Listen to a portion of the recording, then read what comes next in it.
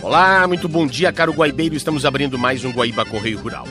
Hoje é sábado, 10 de maio de 2025, aniversário do município gaúcho de Lagoa Vermelha, a capital nacional do churrasco.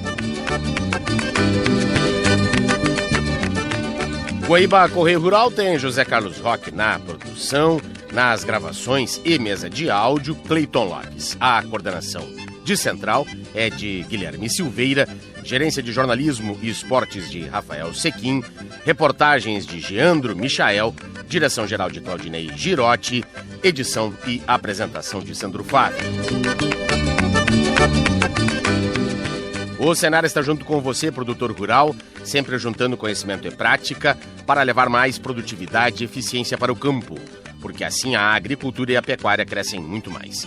Senar RS, vamos juntos pelo seu crescimento. Crédito consignado CLT é no Banrisul. Empréstimo fácil para quem tem carteira assinada. Contrate já no app Banrisul. Tem agro, tô na Guaíba.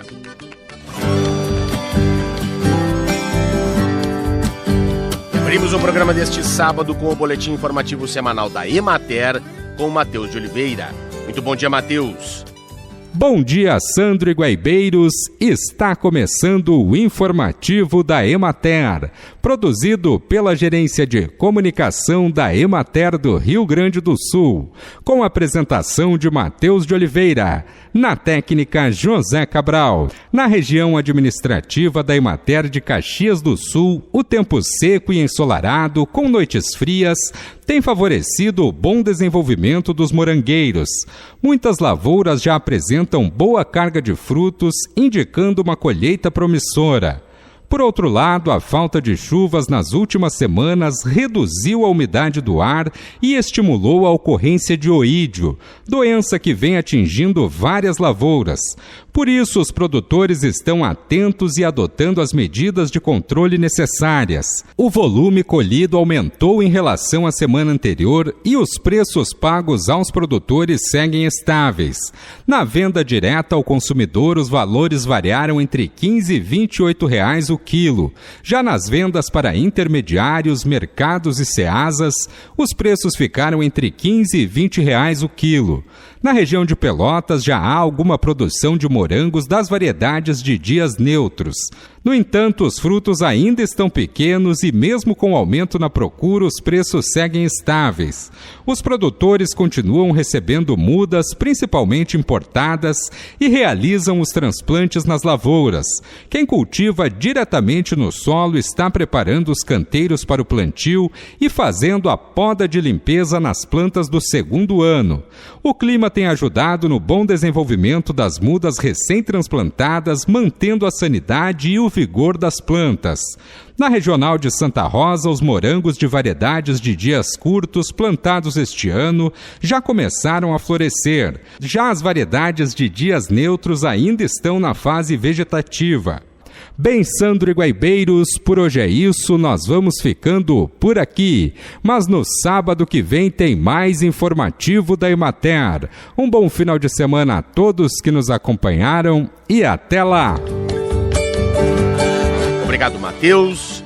Vamos agora aos destaques do Caderno Rural do Jornal Correio do Povo, que circula neste fim de semana. Muito bom dia! Bom dia, Sandro e ouvintes da Rádio Guaíba. Aqui, Nereida Vergara, editora de Rural do Correio do Povo. Neste final de semana, o Correio Rural vai mostrar o mercado de consórcios para máquinas agrícolas, um meio que os produtores encontraram para driblar a falta de recursos e também os juros altos nos financiamentos das máquinas e implementos agrícolas. A reportagem é de Larissa Mamuná. Também abordamos uma questão técnica sobre a raça Braford, de como as linhagens influenciam na capacidade de comercialização desses animais para o Brasil inteiro. A raça Braford é uma raça sintética que reúne as genéticas do Hereford e também do zebuíno Brahman e Nelore. Então, esses animais são bastante resistentes ao calor e a questões como os ectoparasitas, né? No caso, o carrapato. Então é isso. Um bom sábado para todos. Muito obrigado. E lembrando neste início de programa que fechamos a 9ª semana do outono brasileiro e no calendário lunar estamos na fase crescente até segunda-feira, quando começa a lua cheia. Muito bem, no Guaíba Correio Rural da manhã deste sábado, nós vamos falar da cadeia produtiva do milho, pois no dia 14 de maio, na próxima quarta-feira, vai acontecer em Brasília, na capital federal, 3º Congresso Abramilho, promovido pela Associação Brasileira dos Produtores de Milho e Sorgo. E a gente vai saber mais detalhes da programação, dos objetivos, conversando a partir de agora com o engenheiro agrônomo e diretor executivo da Abramilho, Glauber Silveira da Silva. Caro Glauber, seja bem-vindo aqui à programação da Rádio Guaíba na manhã de hoje. Bom dia. Bom dia, é um prazer estar falando aí com você, com todos os meus amigos aí, gaúchos, toda essa turma toda aí. Um prazer. A satisfação é toda nossa. Até antes de a gente entrar, Glauber, na programação aí, do Congresso, importante a gente fazer um pequeno preâmbulo aí sobre a importância, né, do milho na atividade primária brasileira, eu acho que na economia global como um todo, né, porque somos, o Brasil, um grande player mundial, né, na produção desse grão, não é? Sem dúvida. Na verdade, o milho cada vez ele alcança sua importância maior aqui no Brasil. Claro que mundialmente ele tem sua importância, que é o grão mais produzido no mundo. A gente produz mais de 1 bilhão e 200 milhões de toneladas, né? Então você vê que a gente produz muito milho.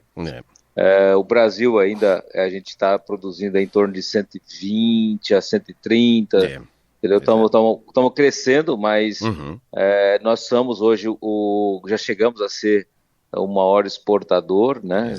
Na verdade, apesar de não ser o maior produtor, nós somos o terceiro hoje, primeiro Estados Unidos, segundo é a China, né? Exato. E depois é o Brasil, mas o Brasil tem um potencial enorme da produção do milho, né? O milho todo mundo, para você ter ideia, o milho é o único grão produzido em todos os municípios brasileiros, todos. Pois é, exato. E tem exatamente tem essa capacidade de envolver o pequeno, o médio e o grande, não é, produtor na produção. Com certeza. Porque ele entra, né, você vê, na ração animal, né? Exato. Então acho que o milho, a gente que cresceu, o pessoal que é do Rio Grande do Sul aí, que vai para o interior, então você vê as galinhazinhas no quintal, né? A gente na época debulhava o milho ainda na mão e dava o milho para as galinhas, aquela coisa toda, e o suíno, as aves, os bovinos. Então o milho ele tem um monte de utilidades, realmente é um grão muito utilizado. E importante, não é, também essa expansão, você falou aqui, né, da produção gaúcha, somos pioneiros, não é, mas essa condição de o país passar de importador para exportador se deu com a expansão rumo ao centro-oeste e outras partes do país, não é, Glauber?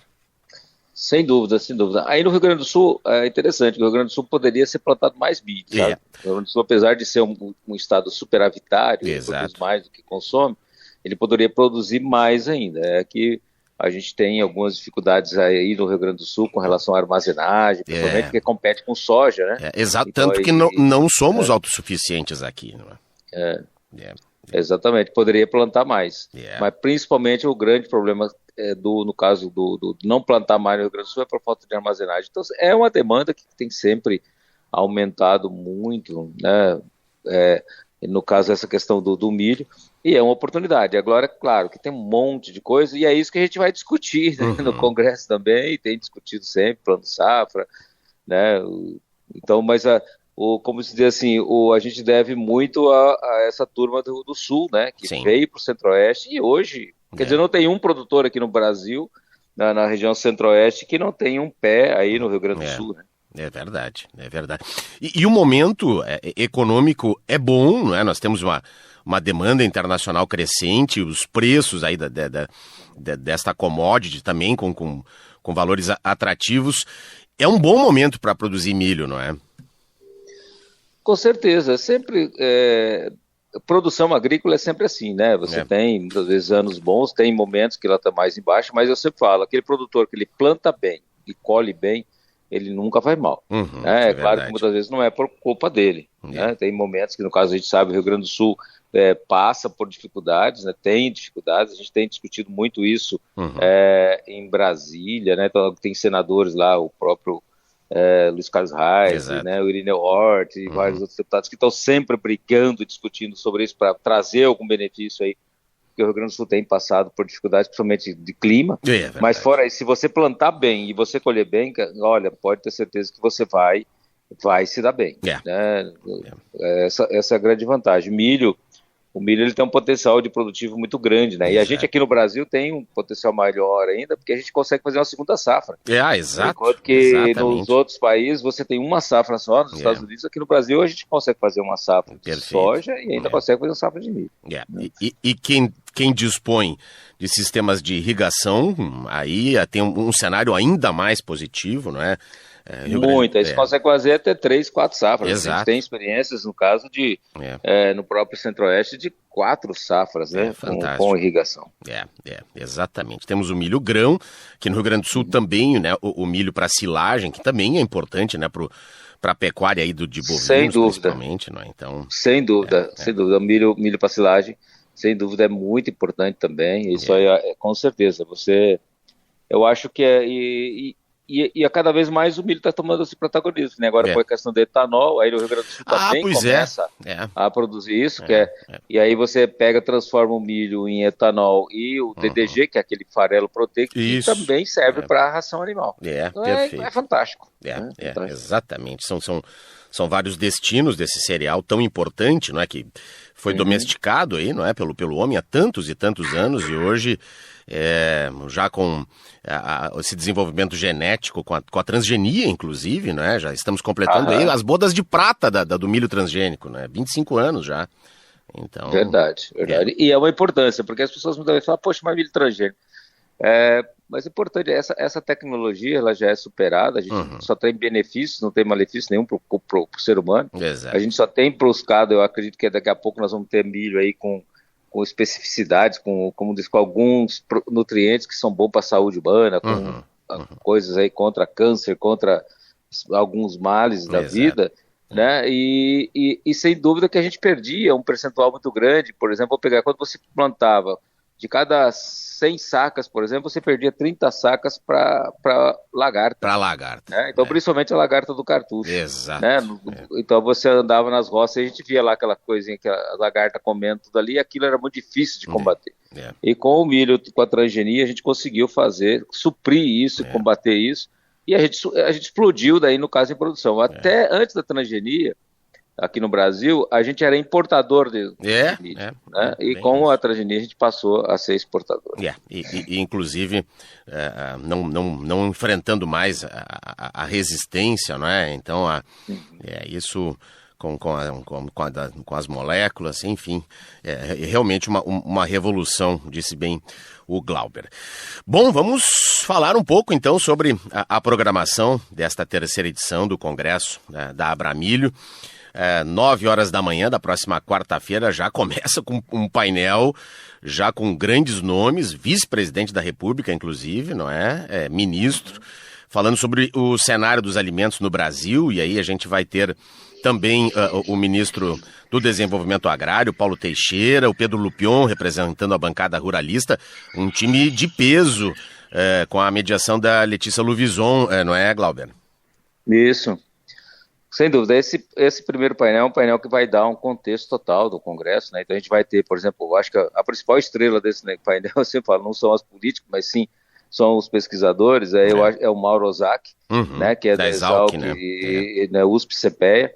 Então o que acontece, o Mauro Ozaki é um estudioso, esse japonês aí abriu o olho e o que acontece, ele tem olhado muito bem essa produção todo o Brasil, e ele vai mostrar para a gente que há poucos dias atrás, e até agora ainda, você via, por exemplo, o próprio governo, né, o presidente Lula criticando o milho, criticando os ovos, criticando o produtor, né, dizendo que a culpa da inflação do Brasil era a culpa do preço dos alimentos, e que não é verdade, a gente vai provar por isso, vai mostrar com isso, Então, nesse painel, a gente vai estar discutindo tudo isso, vai ter essa apresentação do Morozaki, que vai estar contextualizando todo o Congresso, onde a gente mostra como é que é realmente essa questão dos alimentos no Brasil, quais são os principais gargalos e aonde que está sendo o gargalo, que o gargalo não é na produção de alimentos, o gargalo é na gestão pública, né, desse país.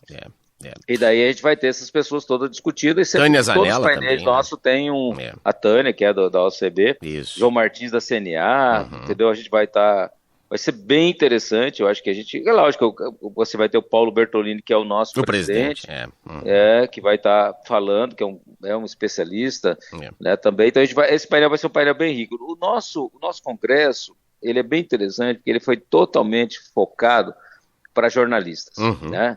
Então, não que ele não interesse para os outros, porque aquilo que interessa ao jornalista interessa à sociedade brasileira, né? Porque o jornalista é aquele cara que leva, a pessoa que leva, né? A informação, e ele é um formador de opinião. E a gente tem visto que está faltando informação, muitas vezes. Então, começa a degradar a imagem, né, do produtor. Exato. E a gente fez um congresso totalmente, tanto que a gente vai ter em Brasília aí 100 jornalistas, né, que inclusive, bem legal. Inclusive com a nossa presença, estaremos representando a Rádio Guaíba, o Grupo Record aqui do Rio Grande do Sul. Já chegarei na terça-feira já e participarei, então, representando o grupo no congresso da Abramilho. Bom, logo depois deste painel, né, de abertura, teremos outro, olha, que é extremamente contemporâneo, que vai tratar da sustentabilidade e os desafios da geopolítica atual, e aí vai reunir adidos agrícolas, né, que tem essa missão de abrir mercado e também representantes de empresas do setor, não é, Glauber? Esse painel é bem interessante. A gente fez no ano passado já, né, e eu acho que foi um grande sucesso, né, a gente colocar realmente esses adidos agrícolas, que são as pessoas que estão de outros países, nas embaixadas brasileiras, fazendo as relações de comércio lá. Então, nada melhor do que eles, que estão no dia a dia das relações intergovernamentais, para poderem dar opinião do que está acontecendo. A gente tem essa questão agora de toda a taxação do Trump, essa guerra entre China e Estados Unidos. Então, a gente vai poder, por exemplo, estar ouvindo a opinião deles. Imagina, a gente vai ter adidos da União Europeia, a gente vai ter adidos dos Estados Unidos, a gente vai ter adidos da Rússia, a gente vai ter adidos da China, de Singapura, e vai ter também produtores. A gente vai ter o Lucas Bieber, que é o presidente da ProSoja. E vai ter na verdade a gente vai ter também o Márcio Santos, que já confirmou que é o presidente da Bayer, né? Então é interessante porque a Bayer é a maior empresa, né, de multinacional aí do Brasil, que vai estar também falando o que ele acha dessa relação toda, dando a opinião dele, porque esse cara vive, né? A Bayer tá na China, tá em todos os países, então ele também dando a opinião. Acho que vai ser um painel muito rico, mediado pelo Luiz Patroni, que é o colega aí do Canal Rural. Perfeito. Né? Um cara competente. Você falou aí da questão aí da reciprocidade, do tarifaço do presidente Trump dos Estados Unidos, que é um tema que também vai nortear o outro painel, que vai tratar exatamente desse assunto, não é? Sim, eu acho que é bem interessante que a gente vai ter um momento interessante nesse. A gente vai fazer umas premiações ao jornalismo, homenagens ao jornalismo do agro. Sim. Aí a gente vai ter um almoço. O que é interessante também é que esse nosso congresso ele é famoso pela qualidade dos alimentos. A gente come o dia inteiro. Desde que você chega lá, você vai ver que você nunca foi num evento como esse. Olha só. Se prepare já começar a fazer dieta agora, para você chegar lá com bastante fome. Porque você vai comer muita coisa de milho. Que legal. E a gente vai ter um painel de sustentabilidade. O que a gente faz nesse painel? Esse painel é muito interessante, porque a gente explica, tem muita essa discussão ambiental do aquecimento global, principalmente quando teve essa enchente do Rio Grande do Sul. A culpa já veio para cima do produtor. Então a culpa é do produtor, a culpa é disso, daquilo. Então a gente vai estar nesse painel explicando tudo isso. Então vai ter a Lucila Magalhães, que é da Embrapa, ela vai estar fazendo a apresentação do que nós estamos de reserva, como é que está tudo isso. A Samanta Pineda vai estar, que é um especialista em direito agrário, ela vai estar mostrando como é que foi a questão do Código Ambiental Brasileiro, né? Então, por que aconteceu, qual que é o objetivo dele. E a gente vai ter o Daniel Vargas, que é um professor da FGV, que vai estar também falando sobre essa questão, principalmente da Europa. Né? Então a gente tem as questões das restrições da Europa, moratório da soja, várias questões aí que eles têm, Greenville agora, que eles querem colocar algumas exigências para a agricultura brasileira. A gente vai ter então essas pessoas apresentando, e também um especialista da Corteva que vai estar falando também sobre isso, né, dando opinião, porque também a Corteva é uma empresa que também está em tudo que é lugar, e paga a conta também, sim, né? Claro. É importante falar.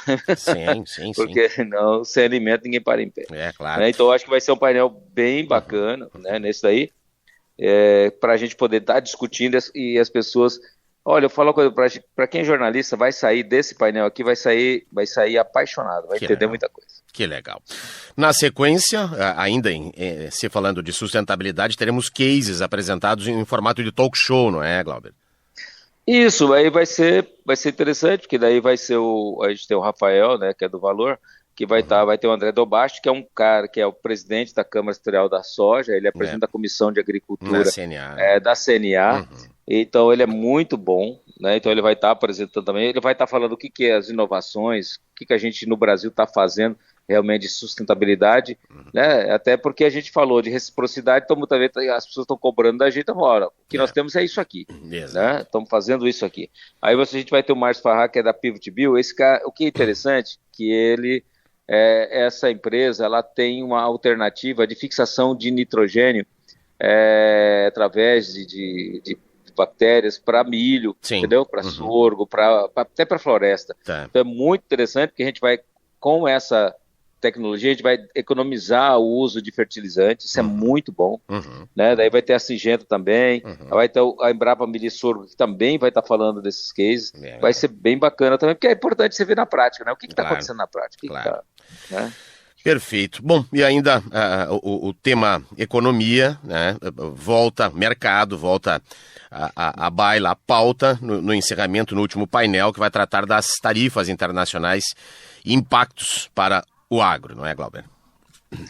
Esse ficou bem interessante, sabe? Porque a gente tem uma parceria com a XP, e a XP pegou os 2 melhores economistas deles e está mandando para esse congresso. Né? Então as pessoas vão ter o privilégio de estar ouvindo falar o Caio e o Leonardo, que são duas feras, que vão estar falando principalmente dessa questão do tarifaço, das tarifas internacionais, desse mercado internacional, como que eles estão vendo, o que pode ser positivo para o Brasil, o que pode ser negativo, né? E aí a gente vai ter também um especialista, que é o embaixador, né, Fernando Pimentel, que é de Itamaraty, e ele vai estar também falando sobre também da reciprocidade, falando de toda essa relação do Brasil com outros países. Então acho que esse é importante para dar essa visão para os jornalistas, né, de como é que é essa relação internacional do Brasil, como é os acordos internacionais, acordos bilaterais. Então é bem bacana, é mediado pelo Cassiano Ribeiro também, que é do Globo Rural, Valor, né, também, que vai estar falando. Então, ou seja, a gente realmente buscou trazer um evento de altíssima qualidade. É verdade. A programação já indica que será de extremo êxito. 3º Congresso Abramilho, e os nossos guaibeiros e guaibeiras aqui vão ter essa possibilidade de receber as informações quentinhas, pois lá estaremos participando. Então, na próxima quarta-feira, dia 14 de maio, durante todo o dia, na capital federal, 3º Congresso Abramilho.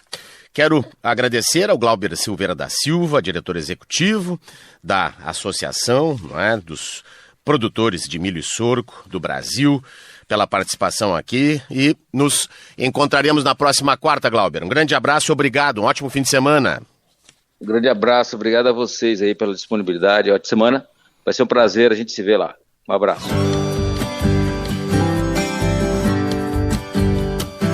E seguimos falando de milho, pois o Senar lançou um tour virtual em 360 graus que apresenta as diversas fases do processo de ensilagem do cereal, desde o corte da lavoura até a utilização do produto.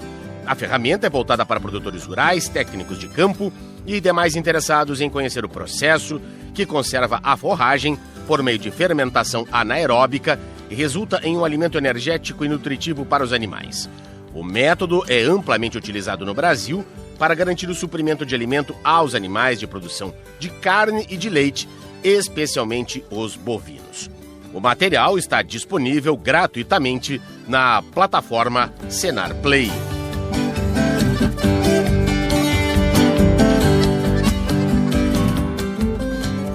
E o assunto agora é sojicultura. Uma portaria publicada pelo Ministério da Agricultura nesta semana estabeleceu o calendário do próximo ciclo da soja em nível nacional, referente à safra 2025-26. Quem amplia a informação é o Geandro Michael. Bom dia, Geandro. Bom dia, Sandro e Guaibeiros. Conforme estipulado pelo Ministério da Agricultura, o período de vazio sanitário para o Rio Grande do Sul será entre 3 de julho e 3 de setembro de 2025 e a semeadura entre 1º de outubro e 28 de janeiro de 2026. As medidas buscam combater a ferrugem asiática, considerada uma das doenças mais severas que incidem na cultura da soja, podendo ocorrer em qualquer estágio fenológico. Nas diversas regiões geográficas onde a praga foi relatada em níveis epidêmicos, os danos variam de 10% a 90% da produção. O vazio sanitário tem como objetivo reduzir ao máximo possível o inóculo causado por um fungo. Para isso, durante um período contínuo de no mínimo 90 dias, não é permitido plantar e nem manter vivas plantas da oleaginosa em qualquer fase de desenvolvimento na área determinada. Essa medida fitossanitária é uma das mais importantes para o controle da doença, minimizando os impactos negativos durante a safra seguinte. Por sua vez, o calendário de semeadura complementar ao período de vazio sanitário visa a racionalização do número de aplicações de fungicidas e a redução dos riscos de desenvolvimento de resistência às moléculas químicas utilizadas no seu controle. A ação foi implementada pelo Programa Nacional de Controle da Ferrugem Asiática da Soja. Com informações da redação, Geandro Michael para o Guaíba Correio Rural. Bom fim de semana a todos. Obrigado, Geandro. Bom fim de semana. E assim vamos encaminhando o encerramento deste primeiro bloco, no oferecimento do Senar RS, força para o agro, é força para movimentar toda a sociedade, e Banrisul. Crédito consignado CLT é no Banrisul. Voltaremos em instantes, depois do Guaíba Notícias.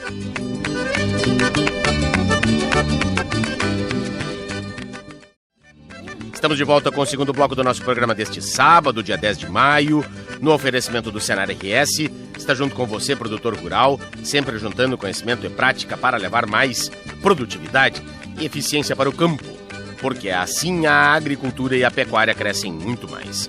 Senar RS, vamos juntos pelo seu crescimento. Crédito consignado CLT é no Banrisul, empréstimo fácil para quem tem carteira assinada. Contrate já no app Banrisul. Tem agro, tô na Guaíba. E abrimos este segundo bloco com um alerta aos arrendatários de terras. A inadimplência nos contratos não pode ser justificada por fatores externos. Estiagens sucessivas e a enchente que assolou o Rio Grande do Sul no ano passado causaram uma crise no setor agropecuário. Contudo, estes fatores climáticos não servem como justificativa para a inadimplência em contratos de arrendamento rural. O advogado da HBS Advogados, Roberto Bastos Rigino, destaca que nas relações contratuais agrárias, precisamente no que se refere aos contratos de arrendamento rural, em que pese notória a existência de fatores externos, como as estiagens experimentadas e a enchente ocorrida, não servem como justificativa para o inadimplemento do pactuado nos contratos, tendo em vista que referidos fatores climáticos nestas contratações fazem parte dos riscos da atividade. Ele diz ainda que, de acordo com o que estabelece a legislação de regência, o arrendamento rural é o contrato agrário pelo qual uma pessoa se obriga a ceder a outra, por tempo determinado ou não, o uso e gozo de imóvel rural, parte ou partes do mesmo, incluindo ou não outros bens, benfeitorias e ou facilidades com o objetivo de nele ser exercida atividade de exploração agrícola, pecuária, agroindustrial, extrativa ou mista, mediante certa retribuição ou aluguel, observados os parâmetros legais. Guidino diz ainda que, pelo que preceita a legislação, é visto que o contrato de arrendamento se caracteriza pela obrigação de o arrendador transferir a posse do bem ao arrendatário e pela contraprestação do arrendatário em adimplir com o preço pactuado pela exploração do imóvel. Deste modo, fatores alheios ao que estabelecido no contrato não podem obrigar as partes a assumirem obrigações diversas das pactuadas, bem como a aceitarem obrigações singulares, como a alteração do prazo ou do valor pactuado, uma vez que implicaria na modificação da contratação inicial. Sendo assim, ainda que sejam reconhecidos os severos impactos experimentados pelos produtores rurais em virtude dos últimos fatores climáticos que assolaram o Estado, tais ocorrências, diferentemente do que ocorre nas relações dos contratos de crédito rural, não possuem impacto jurídico no cumprimento dos contratos de arrendamento rural. Assim, os mesmos deverão ser pagos no prazo estabelecido no contrato, sob pena de ensejar motivo para rescisão do contrato, com consequente despejo e caracterização do arrendatário em mora, resultando no dever de indenizar o preço do arrendamento em atraso e eventuais perdas e danos sofridas pelo arrendador. Roberto Guidino também diz que, apesar da contratação de arrendamento rural não obrigar o arrendador a realizar concessões para a manutenção do contrato, em virtude de que a contrapartida do arrendatário ao pagamento do preço não está condicionada à existência ou não de produção, mas apenas à cedência da posse do imóvel, não se desconhece a situação enfrentada pelos produtores rurais.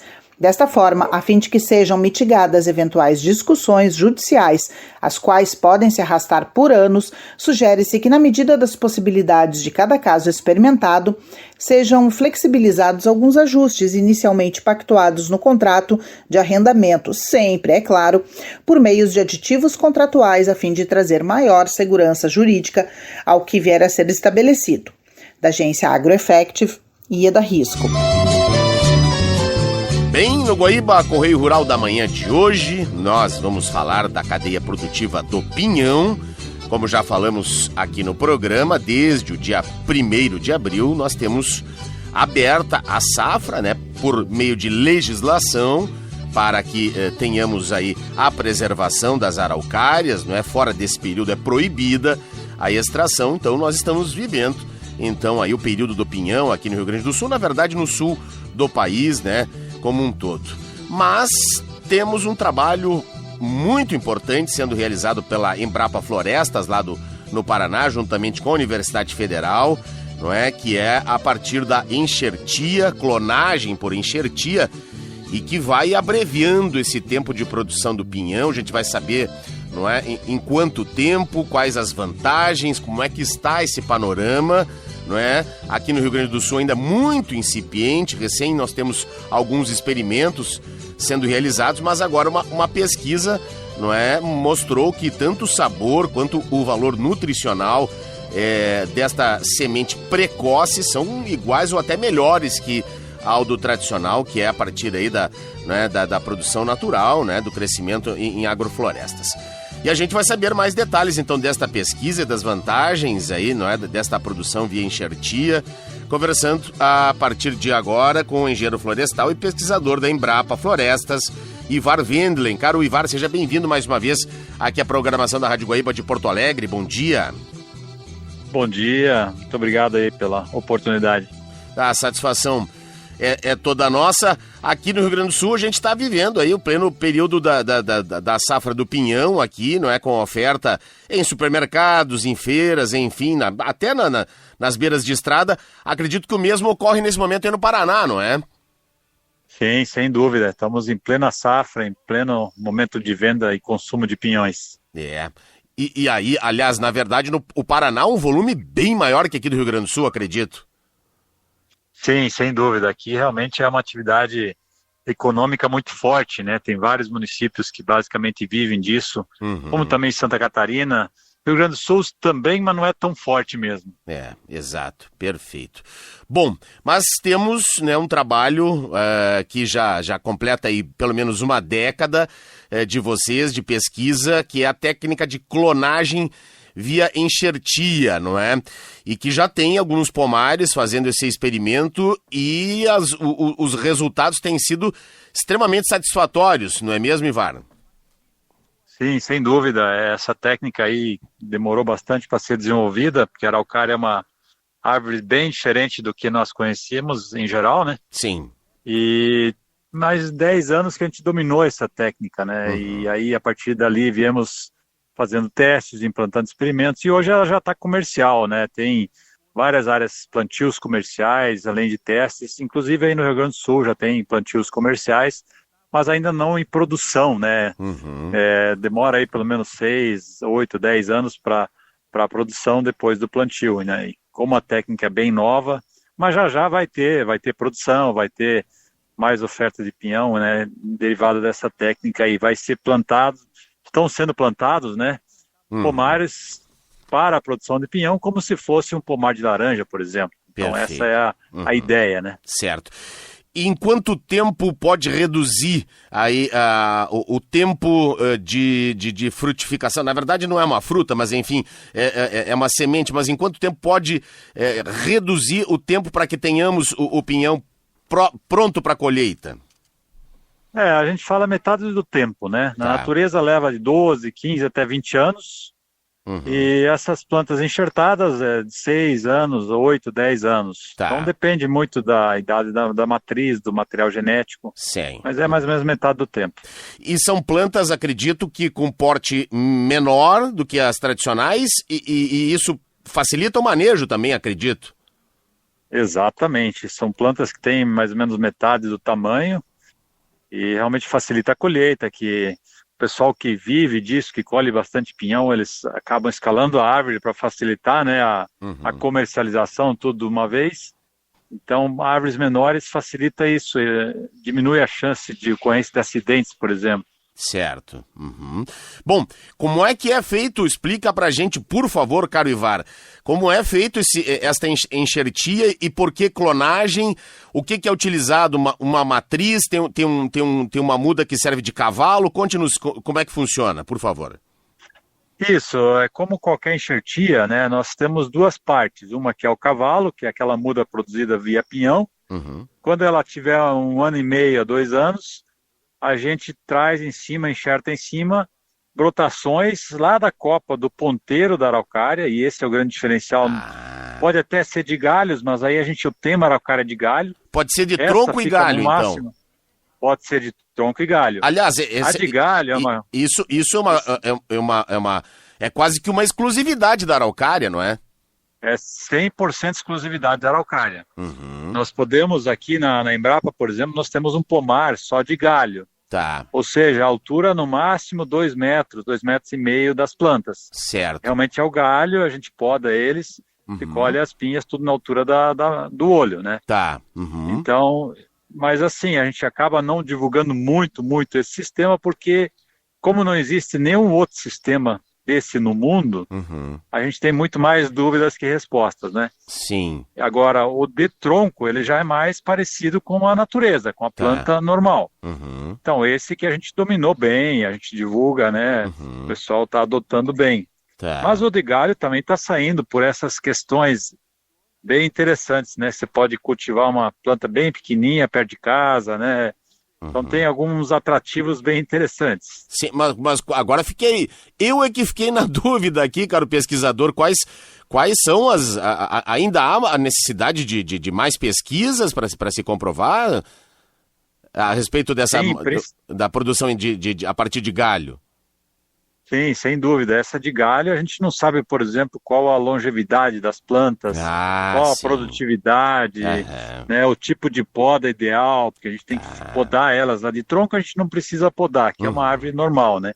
Mas as de galho precisa podar. Sim, né? Entendi. Então, realmente é tudo novo, 100% novidade, coisa que nunca se fez em lugar nenhum do mundo. Então, tem muita dúvida, realmente. Certo. As gemas, como é que funciona? Como é que é a retirada delas para enxertia? Então, o processo começa sempre na seleção da matriz. Né? Eu quero uma planta que produza cedo no ano. Tenho plantas que produzem março, início de março. Eu quero uma bem precoce. Achei essa planta. Ou um pinhão maior, ou um pinhão mais cremoso, mais saboroso, mais doce. Enfim, nós temos uma variedade de pinhões diferentes na natureza. Da mesma forma, eu poderia achar plantas bem tardias. Eu cheguei a colher pinhão em dezembro. Né? Então, assim, isso tem na natureza. A gente às vezes não sabe, mas tem.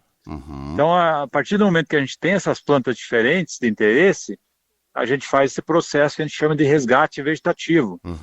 A gente tem que escalar lá no ponteiro da árvore, fazer uma poda lá para conseguir brotações novas de tronco dessa planta. Tá. E aí faz o processo de enxertia. Tá. A partir do momento que a gente tiver uma muda, então nós temos, via enxertia, que é um processo de clonagem, nós temos o material genético, Tá.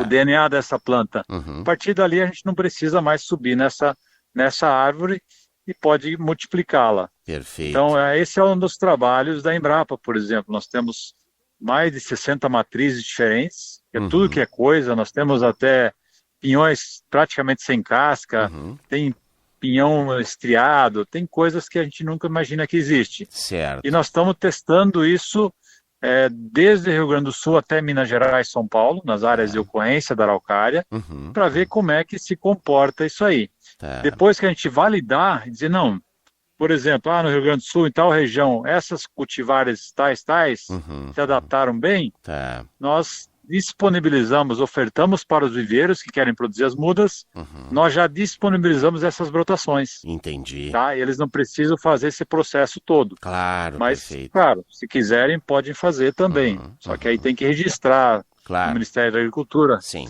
E então existem essas possibilidades aí. A ideia é fornecer os multiplicadores, né? Bom, Isso. Tá. Por essa técnica, então assim, vamos lá. A planta jovem, ela se comporta como se fosse adulta a partir, então, desse galho, enfim, retirado da parte mais alta, então, de uma planta matriz, não é?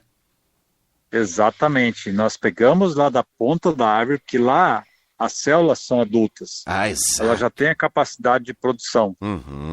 Tá? Então isso também foi detalhe de desenvolvimento, até a gente descobrir a melhor forma, tudo isso foi os anos aí de pesquisa aí. Excelente. Bom, muito bem. Bom, já tem o registro já no Ministério da Agricultura, não é? Sim. Os viveiros já têm cultivares multiplicando, vendendo. É o Renazem, né? Isso, Registro Nacional de Sementes e Mudas, Renazem. Perfeito. Muito bem. Olha só, e além de tudo, é sustentável, não é? Porque preserva a mata de araucárias, não é? Conserva as árvores mais velhas, não é, Ivar? Exatamente. Esse é um dos grandes objetivos, né? A gente quer que aumente a produção de pinhão, mas não dessas áreas nativas, porque as áreas nativas, as árvores estão ficando cada vez mais velhas, estão produzindo menos, estão morrendo, então automaticamente está tendo um decréscimo da produção. Sim. E a tendência de consumo é maior, aumentar o consumo do pinhão. Tá. Cada vez mais se descobre as propriedades dele. Tá. E aí essa técnica entra nesse sentido de gerar renda para o produtor, e nós também temos trabalhos de gerando novos produtos. Por exemplo, nós já temos desenvolvido chips a partir de pinhão, farinha de pinhão, uma série de coisas em conserva. Que ainda não chegam no mercado, conserva, mas coisas que não chegam no mercado porque nós não temos pinhão. A oferta de pinhão ela é muito dependente do ano, dependente das árvores, então está muito cíclico. Então nenhuma empresa consegue se estabelecer sem uma oferta de matéria-prima mais constante. Então isso tudo ajuda a desenvolver esse sistema de produção sem necessitar das árvores nativas, que lá vai conseguir alimentar a fauna e fazer regeneração. Então todo esse apego aí. E há uma inconstância também, não é todo ano que tem produção cheia, não é? Nas árvores nativas, não é? Exatamente, nós temos ciclicidade de produção, pois né? 2 a 3 anos de boa produção, 1 a 2 anos de baixa produção. Ela precisa recuperar energia, a árvore, né? Então... Isso, exatamente. Perfeito. Bom, nessas últimas pesquisas, o que vocês fizeram com estas árvores enxertadas mostrou aí que o valor nutricional e o sabor permanecem os mesmos, ou até melhor, é isso? Exatamente. Aí a questão genética a gente consegue replicar, né, 100%, então muito tem a ver realmente com a qualidade ser mantida, né, ou ser até a melhor. Então a gente consegue trabalhar bem isso aí. Tá, perfeito. Muito bem. Para quem está nos acompanhando agora, se interessou, mora em uma área as condições edafoclimáticas aí ideais, não é? Para que se tenha essa produção, como é que ele pode fazer para procurar as mudas? Ainda é incipiente isso? Como é que faz para buscar mais informações? Olha, a gente tem bastante informações no site da Embrapa, né? www.embrapa.florestas/araucária. Tá. Lá tem inclusive uma lista de viveiros, tá. Com viveiro inclusive no Rio Grande do Sul, mas tem outros estados. Tá. E o pessoal pode entrar lá, porque Embrapa, por exemplo, universidades não vendem mudas, não é o foco, né? Sim. Então tem que ir atrás disso aí. Tá bem. Aí no Paraná é o Porto Amazonas, né? Que foi o pioneiro, né? O viveiro, não é? Isso, é Porto Amazonas, exato. No Paraná. Ele não é só pinhão, tem outras árvores, outras plantas, né? Que eles trabalham, né? Já vi o site deles, Principalmente plantas ornamentais também, né? Muito forte, plantas maiores. Perfeito. Muito bem, excelente notícia. A gente tem que divulgar assim com bastante força assim, esses trabalhos que são desenvolvidos com árvores nativas nossas aqui. É o caso da erva mate, é o caso da araucária, que aliás ocupam, né, o mesmo espaço muitas vezes em sistemas agroflorestais e nas nossas regiões aí da Mata Atlântica, enfim, com a mata de araucária presente. Agora esse trabalho desenvolvido aí pela Embrapa Floresta, junto com a Universidade Federal do Paraná, com a enxertia e aí a clonagem por esse método, com um tempo bem menor para a colheita, e é o futuro que vai se avizinhando aí, né, nesta semente tão apreciada aqui na região sul do país. Quero mais uma vez agradecer o Ivar Wendling, pesquisador da Embrapa Florestas, ele que é engenheiro florestal e que capitaneia esse trabalho aqui na região sul do país com o pinhão. Muito obrigado, Ivar, um ótimo fim de semana. Muito obrigado, igualmente, ótimo final de semana. Um grande abraço. Chegamos assim ao fim deste bloco no oferecimento do Senar RS, força para o agro, é força para movimentar toda a sociedade, e Banrisul, crédito consignado CLT, é no Banrisul. Vamos ao intervalo e voltaremos em seguida para falar de vitivinicultura, aqui no programa. Estamos voltando agora com o terceiro bloco do nosso programa deste sábado, dia 10, com oferecimento do Senar RS. Está junto com você, produtor rural, sempre juntando conhecimento e prática para levar mais produtividade e eficiência para o campo, porque assim a agricultura e a pecuária crescem muito mais. Senar RS, vamos juntos pelo seu crescimento. Crédito consignado CLT é no Banrisul, empréstimo fácil para quem tem carteira assinada.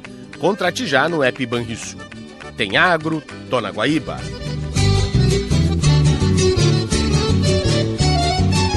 Bem, e no Guaíba Correio Rural da manhã de hoje, a gente vai falar de vitivinicultura a partir de agora, pois agora no fim do mês de abril, a Secretaria Estadual da Agricultura fez 2 ações de fiscalização. Até a gente falou aqui, né, no programa sobre a apreensão, né, de vinho colonial. Foram 4.430 garrafas de vinho, num total de mais de 6.600 litros que foram retirados aí da comercialização em 2 municípios, aqui na região metropolitana, em Porto Alegre e também em Gravataí.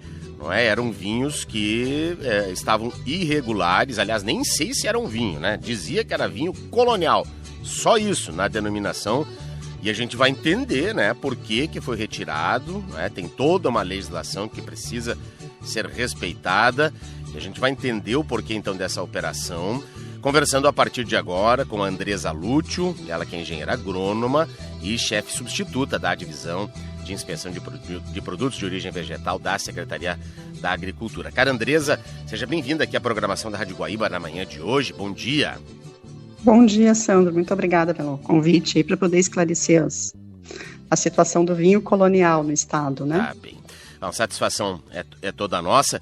E é importante a gente falar, não é, sobre os vinhos, porque a gente está saindo de uma safra, então agora né, aumenta a oferta dos vinhos produzidos nessa safra de verão, aí uma safra boa, considerada pelos vitivinicultores, mas vinho é vinho. Vinho tem que ter, né, toda uma regulamentação, tem que ter o sistema de inspeção que aponta a origem, com rastreabilidade.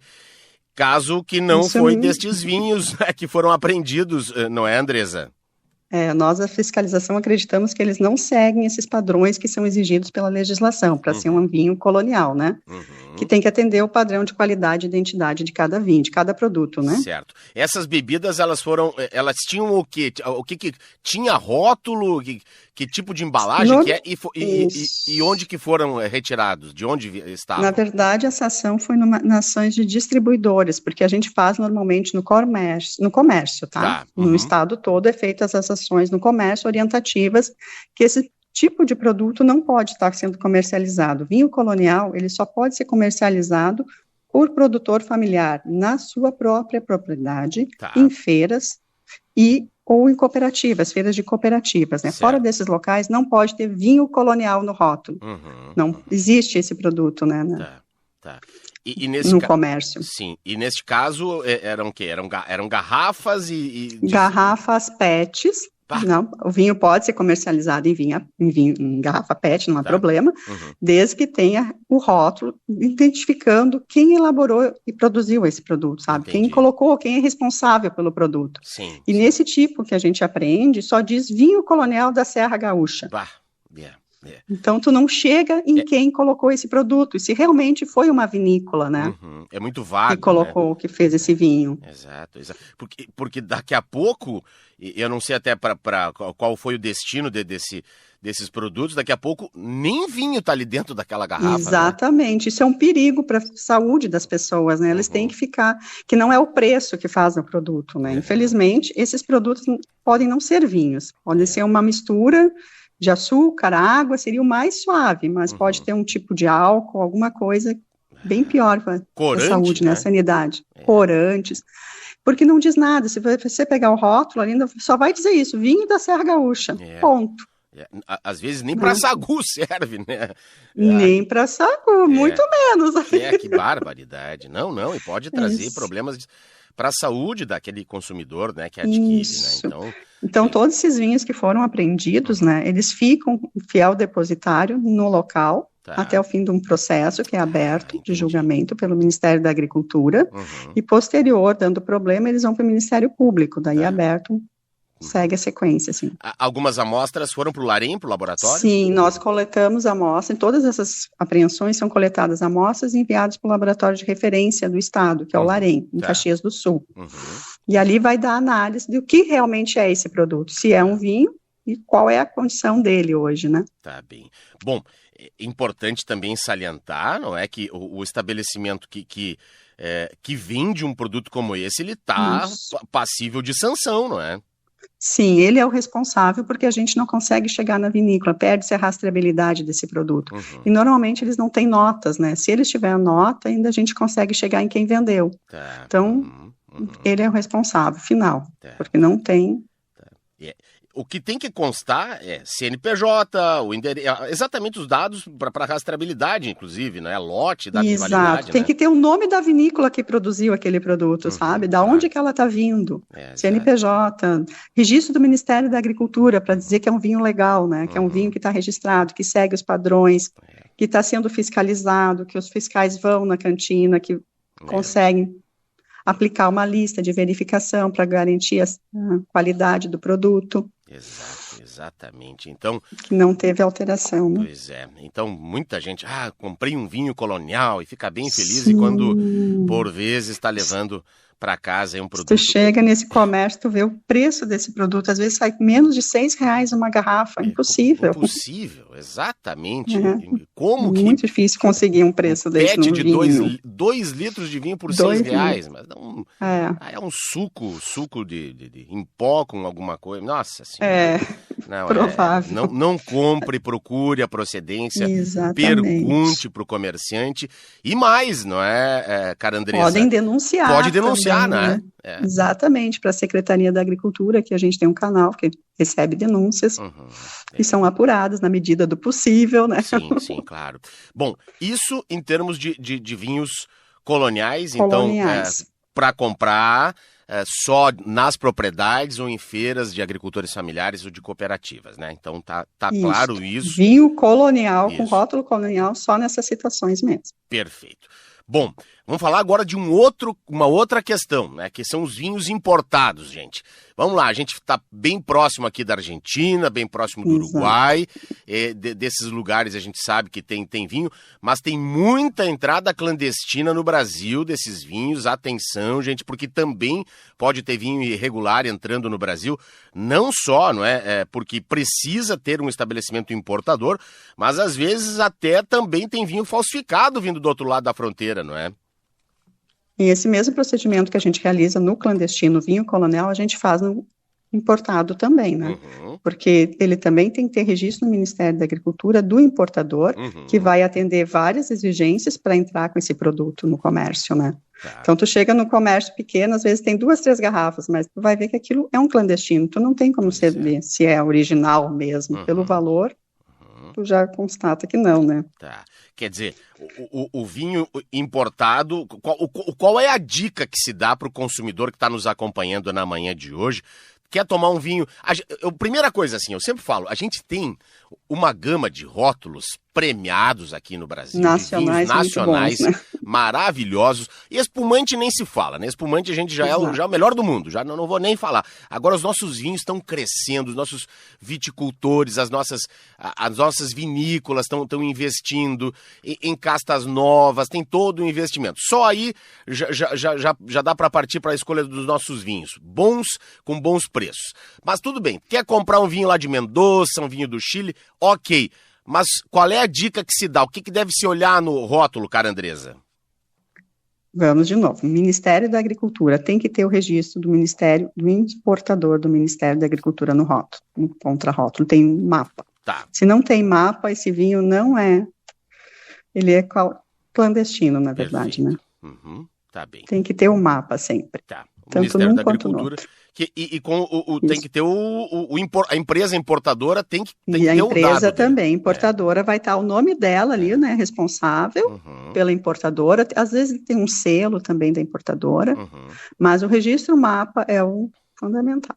Todos os 2 produtos.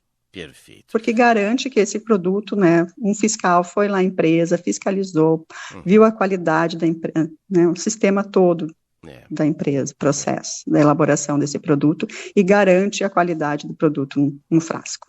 Porque a gente já tem recebido informações de que tem entrado vinho clandestinamente aqui no Brasil, em prateleiras de estabelecimentos comerciais brasileiros, sem a inscrição do estabelecimento comercial, e que também pode ter um vinho que não é vinho ali dentro também, né, Andresa? Isso, esses produtos também são amostrados e levados para o laboratório para fazer análise, né, para ver se também estão dentro dos padrões nacionais. E já se encontrou vinho que não era vinho, né? A gente encontra de um tudo. Que barbaridade. Tem muito produto que olha... E a gente acha, né, tá tomando que o nome, um vinho às vezes, do Chile, não é? Todo cheio de... E na verdade não é vinho, coisa Ele já tem uma legislação diferenciada também em relação ao nosso, né?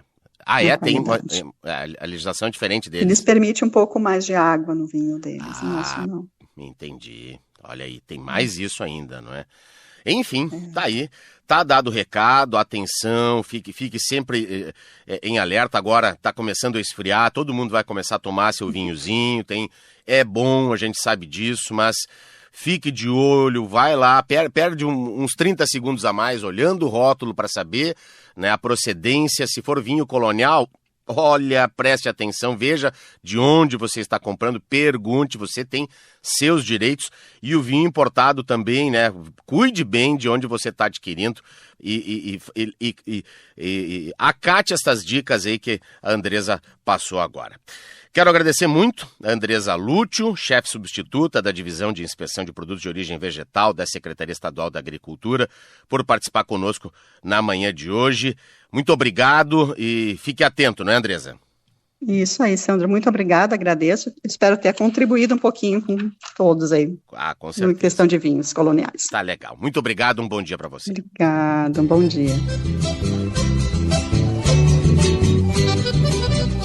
Seguimos falando da cadeia da uva e do vinho, pois o governador Eduardo Leite assinou a liberação de um recurso adicional de R$11.300.000 para o Fundo de Desenvolvimento da Vitivinicultura. Os recursos foram anunciados durante a abertura da 5ª edição da Wine South America, que aconteceu nesta semana em Bento Gonçalves, na Serra Gaúcha, reunindo expositores e compradores do setor do Brasil e de outros países. Com o novo aporte, o valor total destinado ao fomento da atividade por meio do Fundo Vites chega a R$44.300.000. O investimento pretende fortalecer a parceria entre a Secretaria da Agricultura e o Instituto Concevites, que já executa um plano de trabalho de R$33 milhões em ações estratégicas para o segmento. Chegamos assim ao fim deste terceiro bloco, no oferecimento do Senar RS, força para o agro, é força para movimentar toda a sociedade, e Banrisul, crédito consignado CLT é no Banrisul. Vamos para o intervalo e voltaremos em seguida com o último bloco do programa deste sábado.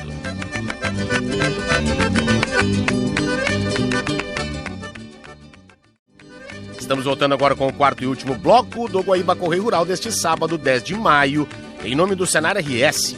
Está junto com você, produtor rural, sempre juntando conhecimento e prática para levar mais produtividade e eficiência para o campo.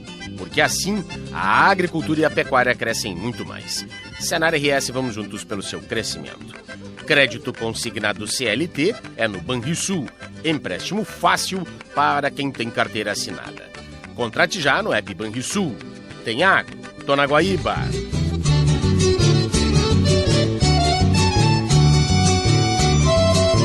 E abrimos este último bloco falando do Seminário Duas Safras, o evento promovido pelo Senar RS, com foco na sustentabilidade e no aumento da produtividade agropecuária, tem mais uma etapa com data e local confirmados. Será no dia 15 de maio, no município de Cruz Alta, região noroeste do estado. O tema é Mais Produção o Ano Inteiro, etapa irrigação, e tem como proposta debater o uso eficiente da irrigação como ferramenta essencial para impulsionar a produção agropecuária no Rio Grande do Sul. A iniciativa busca transformar a matriz produtiva do estado, incentivando o uso inteligente das áreas agrícolas durante todo o ano. Além de gerar mais renda ao produtor, a proposta contribui para o crescimento do PIB gaúcho e para o fortalecimento econômico e social da população rural. As inscrições para o seminário devem ser realizadas por meio online. O seminário reunirá produtores, técnicos, pesquisadores, autoridades e lideranças do agronegócio para discutir temas como políticas públicas, normas ambientais, gestão hídrica, eficiência energética e financiamento da irrigação. A programação inclui palestras com especialistas, além de espaços dedicados ao debate e à troca de experiências. O evento conta, além da realização do Senar RS, a promoção da Farsul, Embrapa, ABPA, Fecoagro, Federarroz, Asgave, CIPS, AproSoja, Acergs, Ocergs, Apasul, Sindag e Axurs. E o assunto agora é sustentabilidade e a necessidade da tríplice lavagem das embalagens de defensivos. O processo da tríplice lavagem é essencial no cuidado com embalagens vazias de defensivos agrícolas. Este alerta é feito por especialistas. Também está prevista em lei a obrigatoriedade da correta destinação destes materiais. Para que isto possa se efetivar, o Sistema Campo Limpo de Logística Reversa do Instituto Nacional de Processamento de Embalagens Vazias, ou INPEV, dá o adequado destino às embalagens de defensivos agrícolas.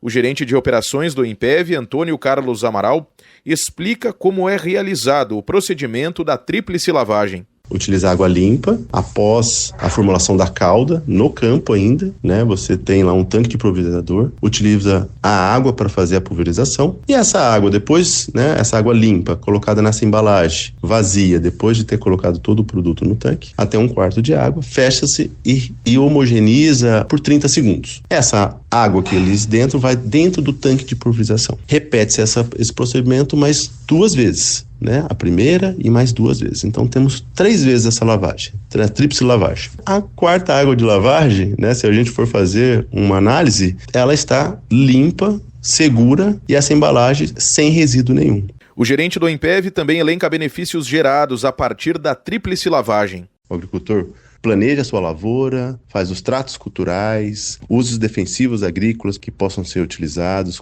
E no momento da aplicação, quando você prepara a cauda para fazer a aplicação, esse é o momento de fazer uma tríplice lavagem. E é tão importante esse processo que ele garante toda uma segurança para frente nesse processo de devolução da embalagem vazia, né? O transporte dessa embalagem ela é segura, a armazenagem dessa embalagem é segura, porque com esse procedimento a embalagem fica livre de qualquer resíduo. E aí a gente consegue realmente proteger o meio ambiente, a saúde humana, fazer a reciclagem das embalagens, diminuir o impacto financeiro, né, para esse sistema. Segundo destaca o INPEV, a tríplice lavagem facilita a reciclagem das embalagens dos defensivos agrícolas ou descarte seguro. Além dos benefícios ambientais, a adoção da prática gera segurança no manuseio dos materiais. Também, conforme salienta o Instituto, a tríplice lavagem contribui para a conformidade legal dos produtores rurais, garantindo o cumprimento das normas vigentes. Mais informações sobre o assunto podem ser obtidas no site do INPEV. Agência Rádio Web. Produção e reportagem, Diego Abrião.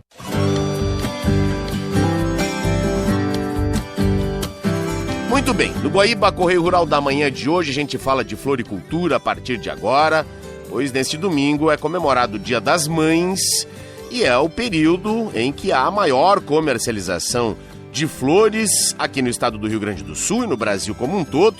E a gente vai saber qual é a expectativa para este ano, conversando a partir de agora com o Walter Luiz Ving, que é o presidente da Aflore, Associação Rio Grandense de Floricultura e vice-presidente do IBRAFLOR, Instituto Brasileiro de Floricultura. Caro Walter, seja bem-vindo aqui à programação da Rádio Guaíba na manhã de hoje. Bom dia.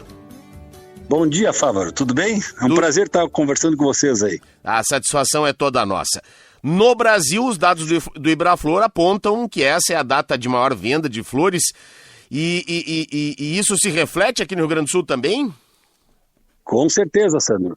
Aqui no Rio Grande do Sul e no Brasil todo é a data que é o nosso Natal. Sim. Anual. É a data de maior venda do setor de flores e plantas ornamentais, é o Dia das Mães. Certo. Dá para se ter uma ideia de quanto por cento aumentam as vendas ou o que representa, né, no ano em termos de vendas? Não, esse final de semana, contando sábado e domingo, até às vezes na sexta-feira, que alguns antecipam, né, a compra na sexta-feira, a venda cresce em torno de 50% em relação à venda normal das lojas. É muito significativo. Certo. Bom, e as flores que são produzidas e vendidas aqui no Rio Grande do Sul, primeiro vendidas aqui no Rio Grande do Sul, elas são produzidas aqui no estado ou vêm de fora em sua maioria? A sua maioria vem de fora, né? Porque basicamente no Dia das Mães, o presente que o filho dá para a mãe não são flores de corte, são mais as flores em vaso, né? Begônias, violetas, crisântemos, orquídeas, né? Vem muita coisa de fora. Já desde a semana passada, o pessoal já vem trazendo mercadoria desde a semana passada, se abastecendo, esperando já a colocação nas lojas nessa semana. Certo. Então, se vocês forem observar as lojas aí, até os próprios supermercados e tal, estão todos eles bem coloridos, bem floridos, esperando essa venda dessa semana agora. Certo. Vem da onde? Olambra, São Paulo, Santa Catarina? De onde vêm essas flores? Basicamente vem de Olambra. Lá é o grande centro distribuidor, mesmo que a flor não seja plantada e cultivada em Olambra, seja em municípios próximos ou até alguns mais distantes, né? Lá que é o hub nacional de distribuição de flores, né? Então, converge para lá e de lá sai para o Brasil todo. Perfeito. Mas aqui no Rio Grande do Sul, onde que nós temos produção e o que se produz de flor? Nós temos produção em Santa Cruz do Sul, temos produção no Pareci, né, e em São Sebastião do Caí, são os 3 municípios de maior concentração de produtores. Certo. E que variedades são produzidas, caro presidente? Olha, muita flor em vaso ali em Santa Cruz do Sul e em Santa Cruz e no Pareci, né? São produzidos begônias, são produzidos crisântemos, né? Em geral, assim, tem uma produção. O produtor aqui no Sul, ele não é especializado num produto só, ele tem um mix, né, de produtos, né? Já diferente do lado lá para cima, onde eles se especializam em uma ou duas culturas, aqui não, aqui o mix é mais completo. Tá bem. E aqui tem, é claro, as variações de solo e clima diferentes lá de cima também, não é? Hoje em dia esse cultivo já é mais em ambiente controlado, né? Estufa. Estufas, né? E também não no solo, são produzidos a maior parte em substrato, né? Em vasos com substrato. Certo. Né? Então, hoje em dia, a técnica mudou muito. Perfeito. Só plantas para jardim que são cultivadas a céu aberto e no solo. Tá bem. E a expectativa... Bom, como você disse já, né? Houve Sandro, a expectativa para esse ano é muito boa, porque o ano passado, infelizmente, coincidiu o Dia das Mães com a enchente. Foi terrível. O ano passado não existiu o Dia das Mães praticamente para o comércio como um todo, né? Mas o nosso em especial, nós conseguimos o ano passado que o pessoal cancelasse as suas encomendas, porque as encomendas são feitas com 2-3 meses de antecedência. Tá bem. E quando houve aquele desastre, que foi no dia 3, que inundou o Ceasa ali, né, vários armazéns já estavam carregados de flores. E a água levou tudo. Tudo. É verdade. E ficou mais de mês, o Ceasa acho que levou 2 meses ou 3 meses para reabrir. Sim. Então... foi um desastre para o setor de floricultura, foi um desastre total. Pois é. Como foi para a sociedade gaúcha, né, como um todo, claro. Mas não houve. Então, a expectativa é que esse ano o presentear do filho para a mãe, esse ano compense o do ano passado e desse ano, né? Então, acho que há uma grande expectativa de venda para esse ano. O Ibraflor apresenta aí um dado entre 8% e 10% de aumento de forma geral no Brasil. Então, aqui no Rio Grande do Sul, se comparar com o ano passado, deve ser muito maior esse aumento de vendas, então. Olha, esperamos que tenhamos aí um crescimento. Como o ano passado não teve. A nossa base é ano retrasado, né? Sim. Então, eu acho que uns 15% em relação ao ano retrasado, de 2023, é bem possível que se obtenha. Tá bem. As rosas... Pelo simbolismo da flor, né? Simbolismo da flor, né? Claro. É um carinho, é um amor que se transmite através da flor. Perfeito. Você falou da procura cada vez maior aí por vasos, não é? Mas as rosas continuam ainda tendo apelo ou não? Tem apelo, mas não é no Dia das Mães. O apelo das rosas é no Dia da Mulher, é no Dia dos Namorados e no Dia da Secretária. Entendi. Né? No Dia das Mães, o filho presenteia a mãe com outro sentimento. Certo. É um sentimento mais de carinho. Não é um amor que a rosa representa, porque a rosa representa paixão, amor. Claro. Né? Então, não é a data para a rosa em si, é a data para outras orquídeas, né? São muito vendidas e tal. Então, são plantas em vaso que têm até uma durabilidade maior na casa das mães. Perfeito. Você falou antes da Ceasa, não é? Que ano passado também foi invadida pelas águas. A Ceasa é um grande entreposto comercial de flores, não é? Sim, com certeza, né? É o maior entreposto aqui gaúcho de flores, é o Ceasa nosso aqui, né? E o ano passado ficou totalmente, uma semana antes ficou totalmente fora do ar, né? Então foi horrível. O ano passado a gente não pode falar que foi uma coisa muito triste, muito triste. Tá bem. Bom, a orientação para aquele que está nos ouvindo agora, de manhã, é correr logo, procurar logo aí, porque né, a procura é grande. Faltar eu acho que não vai faltar. Normalmente o pessoal se abastece bem, né? Não falta. Também procurar bastante, porque eu verifiquei que lá em Olambra os preços subiram significativamente. Então tem que ir lá naquele seu fornecedor tradicional, ver como é que está o preço, se está razoável e tal. A nossa indicação aqui é de que se mantivesse os preços normalmente praticados, que não se desse nenhum reajuste maior, porque não tem porquê, né? O negócio é fazer a roda girar. Pois é, né? Pois é. Mas para os produtores, os custos de produção, como é que tem sido? Não, os custos de produção têm sido mais ou menos estabilizados. Tá, né? bom, que bom. Uhum. Tá. Por isso a manutenção dos preços ao consumidor. Não chegou a fazer maior problema. Tá. Mas o problema é a demanda. Sim, que regula o mercado, né? A ansiedade do comprador. Exatamente. Então, eles puxam o preço para cima no modo assim, não é o produtor que puxa, é a demanda que faz o preço subir. Né? Porque fica todo mundo naquela ansiedade de comprar, claro, de ter e tal, e isso faz com que o preço suba. Certo. Muito bem, tá aí então, neste domingo, Dia das Mães, como disse o presidente da associação aqui do Rio Grande do Sul de Floricultura, é o Natal do setor, é o dia, é o período do ano que mais se vende flores, então dedicadas às mães. Eu quero agradecer muito ao Walter Luiz Ving, presidente da Flor, Associação Rio Grandense de Floricultura e vice-presidente do Ibraflor, o Instituto Brasileiro de Floricultura.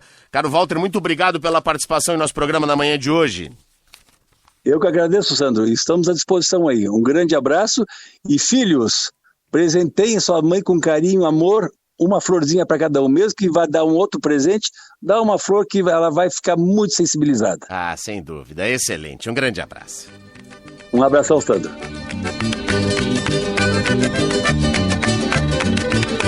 E assim chegamos ao fim de mais uma edição do nosso programa em nome do Senar RS. Força para o agro é força para movimentar toda a sociedade. E Banrisul, crédito consignado CLT, é no Banrisul. Para você que perdeu alguma parte do programa ou quer acompanhar novamente, acesse o nosso canal da Rádio Guaíba no Spotify e em seguida o programa já estará disponível. A gente fica aqui e retorna na segunda-feira às 5:30 da manhã. Até lá, forte abraço e um ótimo fim de semana. Você ouviu Guaíba Correio Rural.